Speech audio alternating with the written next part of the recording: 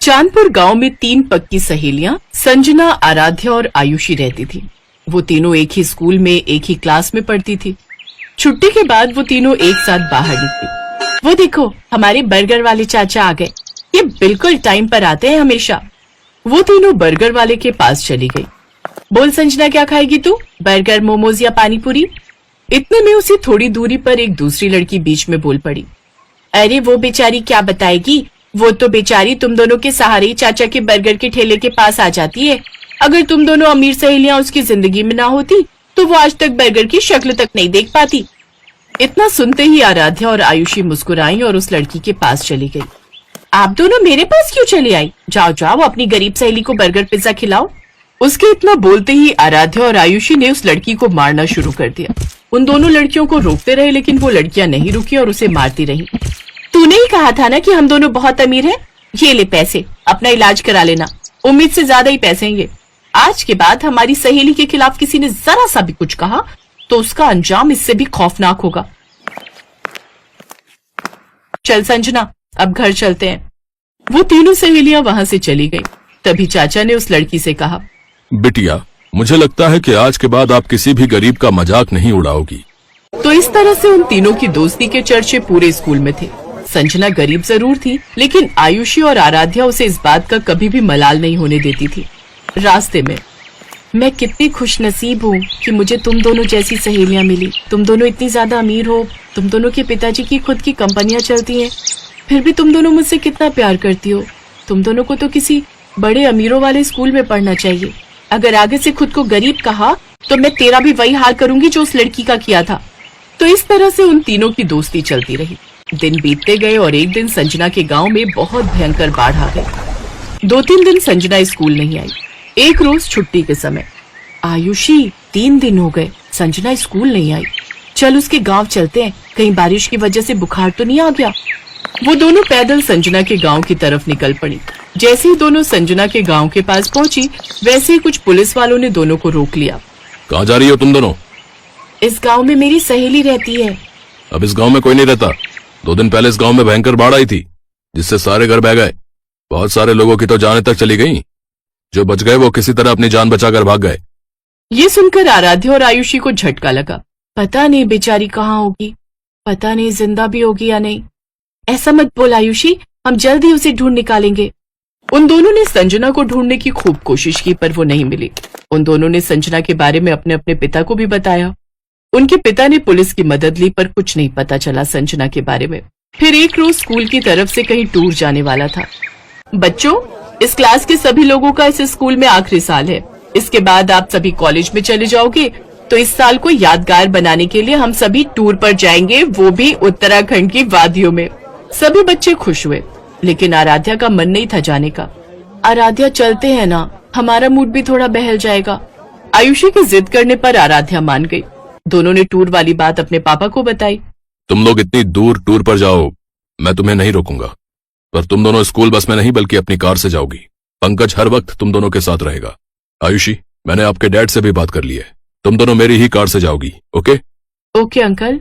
अगले दिन वो लोग उत्तराखंड पहुंच गए। आयुषी, उस लड़की को देख, वो जो बकरी चरा रही है, ये तो अपनी संजना जैसी लग रही है। वो दोनों उसी लड़की के पास पहुंच गई। वो कोई और नहीं, संजना ही थी। संजना ने उन दोनों को देखा। तीनों का गला भर आया। तीनों बहुत कुछ बोलना चाह रही थी, पर आवाज ही नहीं निकल रही थी। पता है, हमने तुझे कहाँ कहाँ नहीं ढूंढा, अचानक से गायब हो गई तू। सब कुछ बताऊंगी, आओ यही पास में मेरा घर है, चलोगी नहीं? क्यों नहीं चलेंगे? हाँ चल चले। तीनों कार में बैठकर संजना के घर पहुंच गए। उसका घर कुछ खास अच्छा नहीं था। संजना के माता पिता ने खिड़की से ही उस कार को बाहर देख लिया और वो डर गए। ये इतनी बड़ी कार तो हमारे घर की तरफ आ रही है, कहीं ये लोग बैंक की तरफ से तो नहीं आए हैं? इनका आना तो बनता ही है। अगर हम टाइम पर लोन जमा कर देते तो ये लोग नहीं आते। अब ये लोग हमारे घर का सारा सामान उठाकर ले जाएंगे। संजना के पिता ये सब कुछ सोच ही रहे थे कि तभी आयुषी और आराध्या उनके घर आ गई। संजना भी साथ में थी। ये सब देखकर वो दोनों हैरान हो गए। आराध्या, आयुषी बेटा, आप दोनों यहाँ इतनी दूर? चाचा, ऊपर वाले ने आखिरकार आप लोगों से मिलवा ही दिया। आप लोग तो बिना बताए गायब हो गए। पता है, पापा भी आप लोगों को खूब ढूंढते रहे, पर आप लोग मिले ही नहीं। क्या बताऊं बिटिया, उस भयंकर बाढ़ ने तो हमारे पूरे गांव को ही उजाड़ कर रख दिया। बहुत लोग मारे गए।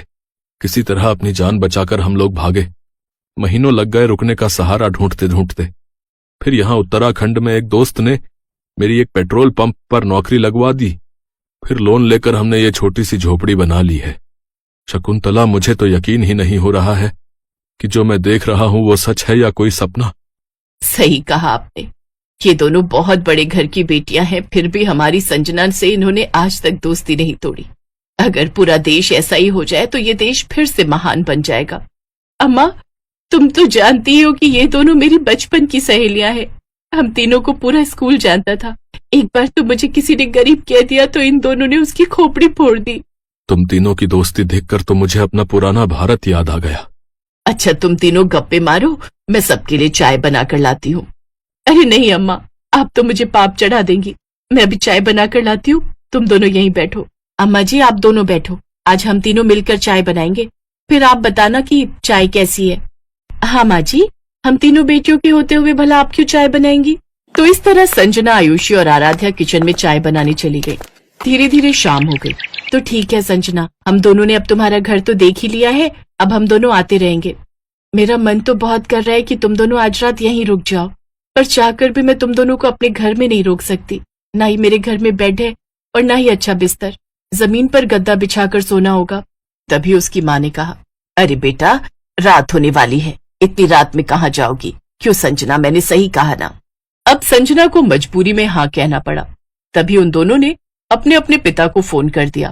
पापा, यहाँ हमें संजना मिल गई, लेकिन वो लोग जिद कर रहे हैं कि आज रात रुक जाओ, तो क्या मैं रुक सकती हूँ। ठीक है, रुक जाओ। मैं तुम्हारे प्रिंसिपल और पंकज से बात कर लेता हूँ।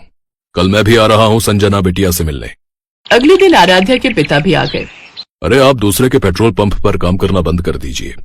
मैंने अपने गांव के पास ही पेट्रोल पंप खोला है, आप लोग वहीं वापस चलिए, क्योंकि वो पेट्रोल पंप आपको ही मैनेज करना है। तो कुछ महीनों बाद वो लोग अपने पुराने गांव वापस आ गए। संजना के पिता पेट्रोल पंप के मैनेजर बन गए, तो संजना की गरीबी भी खत्म हो गई और वो सब खुशी खुशी रहने लगे।